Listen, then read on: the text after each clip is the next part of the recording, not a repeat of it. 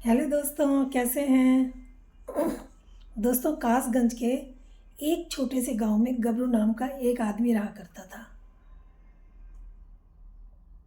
उसके छोटे कद होने के कारण सब उसको चिढ़ाते थे, उसको कोई पसंद नहीं करता था। गांव में वो जहाँ कहीं भी जाता, लोग उसका हंसी मजाक उड़ाते और उसको कोई भी अपने साथ पसंद नहीं करता था। अब ऐसे ही एक दिन वो सब्जी लेने के लिए जा रहा था, तभी उसे गांव के दो आदमी दिखाई दे जाते हैं। अब वो उसका मजाक उड़ाने लगते हैं, कहते हैं देखो कैसे गोल गोल खरबूजा लुढ़कता हुआ जा रहा है, कैसे मस्ती में जा रहा है। गबरू गाना गाते हुए जा रहा था अपनी मस्ती में। अब उनको ये भी बर्दाश्त नहीं होता, वो कहते हैं देखो कैसे गाना गा रहा है, क्या सुर लगा रहा है, और उस हंसते हैं उसके ऊपर। अब गबरू सब्जी वाले के ठेले के पास जाता है, वहाँ पर बहुत भीड़ होती है। सब्जी वाले की नज़र उस पर लगती नहीं है। वो सब्जी वाले को आवाज़ भी देता है, पर सब्जी वाला उसकी सुनता नहीं है। जब वहाँ पर भीड़ कम जो हो जाती है तो सब्जी वाला उसको कहता है कि क्या चाहिए तुझे, बोल गबरू। तुझे कितनी बार कहा है कि किसी और को भेजा कर, तू मत आया कर, लेकिन तू है कि सुनता ही नहीं है। क्या चाहिए तुझे, बोल। वो कहता है कितनी बार तो बोल दिया मैंने कि मुझे आलू दे दो, लेकिन तुम सुन ही नहीं रहे हो। वो उसको आलू तोल कर देता है और कहता है क्या तू इसको उठा लेगा कि नहीं उठा पाएगा। वो चुपचाप अपना आलू लेता है और वहाँ से अपने थैले में डाल करके चलता बनता है। तभी वो जब घर पहुँचता है तो उसके पिता उसको देखते हैं, बहुत देर हो गई होती है उसको। तो वो भी उसको ताने देने लगते हैं, कहते हैं काम चोर है, इतनी देर में आ रहा है, कहाँ रह गया था। उसको बहुत बुरा लगता है, लेकिन वो चुप रहता है। तभी उसके पिता कहते हैं कि ये पानी लेके आ, घर में एक बूंद पानी का नहीं है। और वो चुपके से घड़ा उठाता है मिट्टी का और वहाँ से पानी के लिए चला जाता है। जब वो पानी मटका लेकर के जा रहा था, तभी उसको फिर दो वही आदमी मिलते हैं। फिर वो उसका मजाक उड़ाने लगते हैं और कहते हैं देखो भाई, मटके के बराबर तो खुद है और मटका लेकर के जा रहा है। अब ऐसे ही वो ताने सुन सुन कर परेशान हो गया था। वो आगे जाता है, एक जगह पर बैठता है और कहता है कि सब मेरा मजाक उड़ाते हैं। रोने लगता है, सब मेरा मजाक उड़ाते हैं, मेरे पिता भी तो मुझे नहीं समझते, वो भी मुझे भला बुरा कहते हैं। मुझे मर जाना चाहिए, मुझे इस दुनिया में रह कर के क्या करना है, कोई भी मुझे नहीं समझता। अब वो ऐसे ही सोच रहा था तो सोचता है कि मैं नदी के अंदर डूब के मर जाता हूँ। तभी वहाँ पर वो जैसे ही उठता है और नदी के अंदर अपना एक पैर डालता है, वहाँ पर एक कछुआ बड़ा सा आ जाता है। वो एकदम से आवाज़ लगाता है, गबरू क्या कर रहे हो, ऐसा मत करो। गबरू जब उसकी तरफ देखता है तो कहता है अरे तुम क्या बोल सकते हो। वो कहता है हाँ मैं बोल सकता हूँ, मैं मायावी कछुआ हूँ। और तुम्हें क्या चाहिए, तुम क्यों परेशान हो, तुम बहुत अच्छे हो। वो कहता है कि मैं ज़िंदगी से परेशान आ चुका हूँ, सब लोग मुझे ताने देते हैं, सब मुझे मेरा मजाक उड़ाते हैं, मैं मरना चाहता हूँ। वो कहता है मैं तेरी सारी बात मैंने सुन ली है, तू बहुत नेक दिल इंसान है और मैं तेरी मदद करना चाहता हूँ। ये ले ये चप्पल, और ये चप्पल पहन कर जब तू ये चप्पल पहनेगा तो तू सबसे बड़ा नज़र आएगा और कोई भी तेरा मजाक नहीं उड़ाएगा। अब गबरू उन चप्पलों को लेता है और कहता है क्या सच में मैं सबसे बड़ा दिख सकता हूँ इनको पहन के। वो कछुआ कहता है कि हाँ क्यों नहीं, इसको पहनो। गबरू उसको पहनता है, चप्पलों को जब पहनता है तो वो बहुत ऊंचा हो जाता है, बहुत बड़ा लगने लगता है, आसमान में उड़ने लगता है। गबरू ये देख करके बहुत खुश हो जाता है, लेकिन जब ऊपर उड़ जाता है तो वो सोचता है कि अब मैं नीचे कैसे आऊँ। वो कछुआ भाई मैं अब नीचे कैसे आऊँ, मैं नीचे आने के लिए क्या करूँ। तो कछुआ कहता है कि भाई चप्पल पहन के ऊपर उड़ सकते हैं, लेकिन जब तुमने नीचे आना है तो इसको बोलो कि मुझे नीचे उतार दो, चप्पल चप्पल मुझे नीचे उतार दो, तो ये तुम्हें नीचे धरती पर उतार देगी। वो ऐसे ही करता है और वो नीचे आ जाता है। उसके बाद वो बहुत खुश होता है। कछुआ वहाँ से चला जाता है। कछुआ लेकिन उसको ये बोल के जाता है कि अगर जिस दिन तुमने अपने फ़ायदे के लिए लालच में आके तुमने कोई इसका इस्तेमाल किया तो ये चप्पल सीधा मेरे पास आ जाएगी। कछुआ कहता है ठीक है। अब कछुआ जो होता है वो तो चला जाता है, लेकिन वो अब चप्पलों को थैले में डाल कर के सीधा अपने घर पहुंचता है। जब उसके पिता उस चप्पलों को देखते हैं, कहते हैं किसकी चप्पल ले आया, कहाँ से उठा के ले आया, चल बाहर फेंक।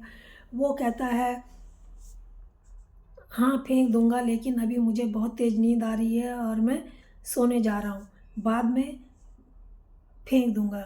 अब वो उन चप्पलों को उठा करके संभाल के अलमारी में छुपा के रख देता है। और जब वो फिर बाज़ार जाने लगता है तो बहुत खुश होता है और उन चप्पलों को लेकर के अपने साथ चला जाता है।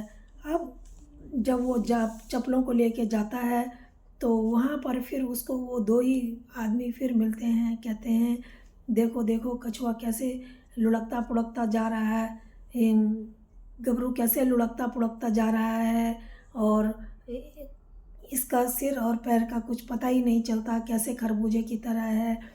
तो वो कहता है कि गबरू कि मैं भी तुम्हारी तरह इंसान हूँ, मैं वो सब काम कर सकता हूँ जो तुम कर सकते हो। वो हंसने लगते हैं। कहता है गबरू कि मैं कोई कम तुमसे नहीं हूँ। वो कहते हैं कि हाँ हमसे कम कैसे हो सकते हो भाई, तुम तो हम सबसे अलग ही किस्म के हो।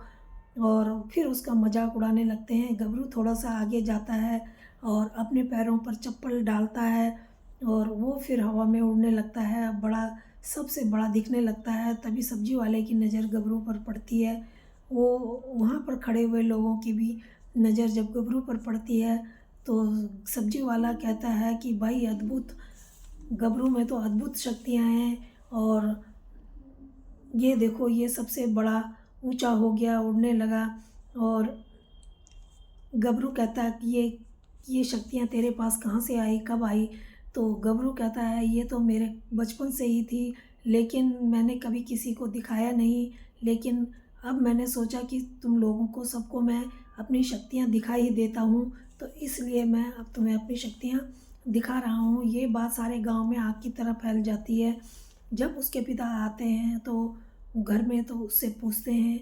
गबरू कहता है हाँ मेरे पास अद्भुत शक्ति है, मैं उड़ सकता हूँ। लेकिन वो अपने पिता को बताने ही जा रहा था चप्पल के बारे में, तो वो डर जाता है और कहता है नहीं मैं नहीं बताऊँगा, अगर मैंने बता दिया तो ये बात सारे गांव में फैल जाएगी और मेरी बेइज्जती होगी, कोई भी मुझे शक्तिशाली नहीं समझेगा। अब वो अपने पिता को भी नहीं बताता। और तो उसके पिता कहते हैं कि बेटा तेरे जैसा बेटा पाकर तो मैं धन्य ही हो गया हूँ और मुझे नहीं पता था कि तेरे अंदर इतनी अद्भुत शक्तियाँ हैं, भगवान तुझे खुश रखे। अब उसके पिता वहाँ से चले जाते हैं और जो गबरू होता है वो सोचता है कि अब मैं क्या करूँ, ये जो मेरे को तंग किया करते हैं, परेशान किया करते हैं, क्यों ना मैं भी इनको अब परेशान करूँ। उसके दिमाग में शरारत सूझती है और वो राघव के घर जाता है। रात को राघव चुप अपने घर में सोया हुआ था। तभी वो राघव को दो थप्पड़ मारता है और हवा में ऊपर उड़ जाता है। राघव की नींद खुलती है, इधर उधर देखता है, उसे कोई भी नहीं दिखाई देता। लेकिन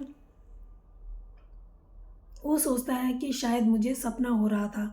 वो दोबारा सो जाता है, फिर उसको थप्पड़ लगता है, वो उठता है, देखता है कोई नहीं।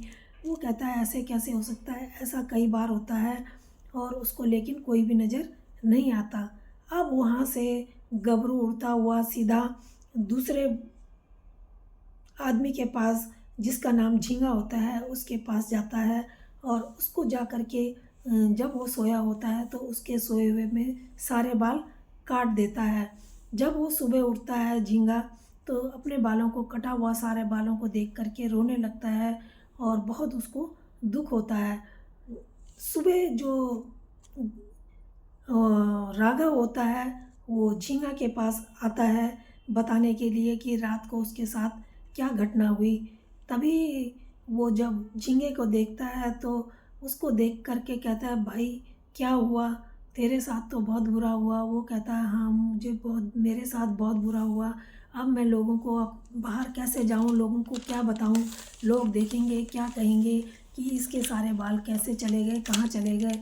तो वो कहता है कि मेरे साथ भी रात को ऐसा ही कुछ हुआ और मुझे बार बार कोई थप्पड़ मार रहा था और लेकिन मुझे कोई नज़र नहीं आ रहा था। तभी वो वहाँ से दूसरे दिन सुबह गबरू वहाँ से उड़ता हुआ जाता है और पनघट पर जाता है।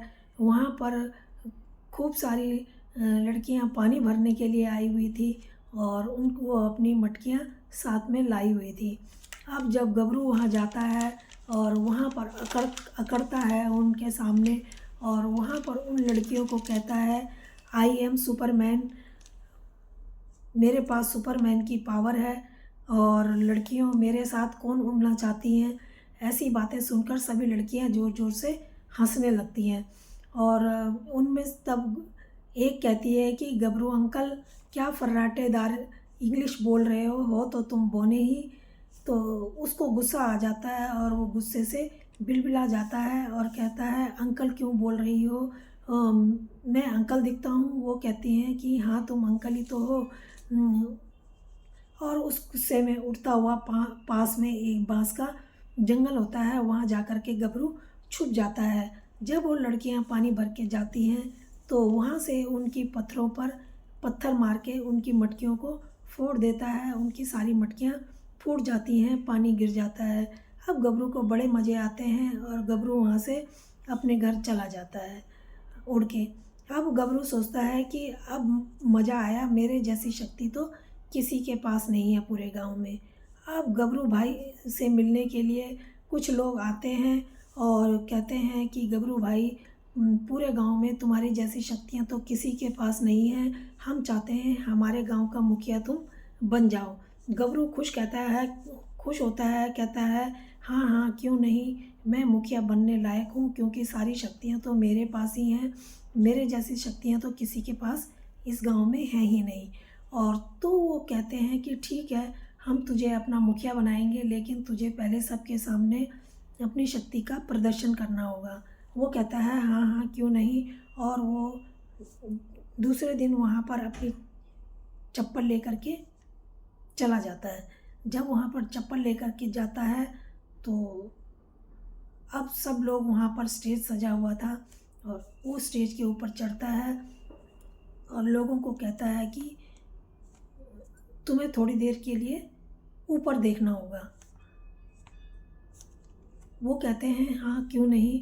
कहता है जब मैं कहूँगा तो तब तुम नीचे देखना। गांव वाले ऐसे ही करते हैं।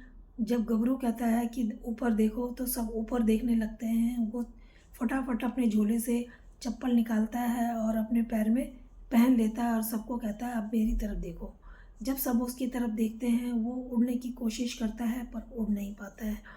सब उसको देख कर के हंसने लगते हैं। वो बहुत कोशिश करता है लेकिन वो बिल्कुल भी उड़ नहीं पा रहा था। वो कहता है कि क्या हो गया, इन चप्पलों का क्या जादू ख़त्म हो गया। अब वो बहुत निराश होता है और सब लोग वहाँ से उसका मजाक बनाते हुए हंसते हुए वहाँ से चले जाते हैं। अब गबरू वहाँ पर जब अकेला रह जाता है तो चप्पल में से आवाज़ आती है कि गबरू, मैंने तो तुम्हें बहुत मासूम समझा था, मैंने तो तुम्हें समझा था कि तुम बहुत भोले हो और बहुत परेशान रहते हो, इसलिए मैं तुम्हारे साथ आ गई थी।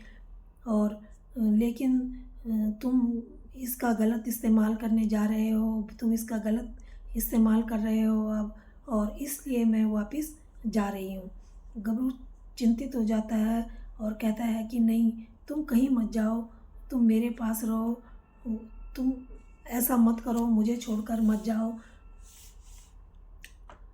वो कहती है नहीं, सब तुम्हारे छोटे कद के कारण तुम्हारे मजाक उड़ाते थे, इसलिए तुम्हारे मैं पास आई थी, लेकिन अब तुम्हारे मन में लालच आ गया है, मैं तुम्हारे पास नहीं रह सकती और अब इसमें से सारी शक्तियाँ ख़त्म हो गई हैं। उनमें अब मैं क्या करूं, मैं यहाँ से जा रही हूँ। और वो चप्पल मायावी कछुए के पास वापस चली जाती है। ऐसी बात सुनकर अब वो घबराने लगा था और अपने घमंड, उसने सोच लिया था कि मुझे घमंड नहीं करना चाहिए था। ये जादू चप्पल अब जब चली जाती है और वो ये सोच सोच कर फिर रोने लगता है। तो दोस्तों, ये कहानी कैसी लगी? अगर अच्छी लगी हो तो प्लीज़ लाइक और सब्सक्राइब ज़रूर कर देना। धन्यवाद।